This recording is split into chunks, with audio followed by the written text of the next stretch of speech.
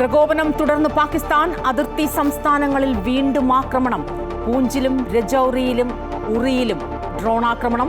ശക്തമായി പ്രതിരോധിച്ച് ഇന്ത്യ. സാംബയിൽ നുഴഞ്ഞുകയറ്റ ശ്രമം തടഞ്ഞ് സൈന്യം. ഭീകരരെ വധിച്ചു.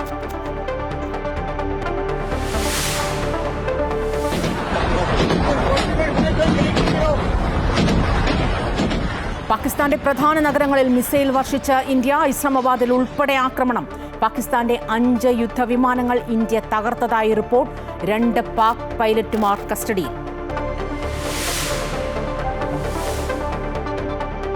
രാജ്യതലസ്ഥാനത്ത് നിർണായക കൂടിക്കാഴ്ചകൾ. പ്രതിരോധ മന്ത്രി രാജ്നാഥ് സിംഗ് സൈനിക മേധാവികളുമായി കൂടിക്കാഴ്ച നടത്തും. പ്രതിരോധ വിദേശ മന്ത്രാലയങ്ങളുടെ സംയുക്ത വാർത്താ സമ്മേളനം രാവിലെ 10-ന്. ഒമർ അബ്ദുള്ള ജമ്മു കശ്മീരിലേക്ക് തിരിച്ചു.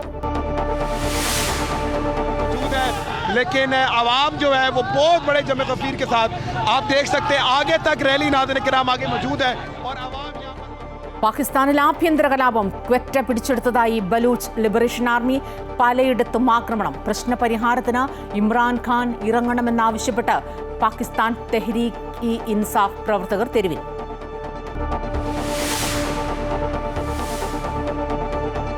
ഇന്ത്യയും പാകിസ്ഥാനും യുദ്ധം അവസാനിപ്പിക്കണമെന്ന് ഐക്യരാഷ്ട്രസഭ. ഇടപെടില്ലെന്ന് അമേരിക്ക.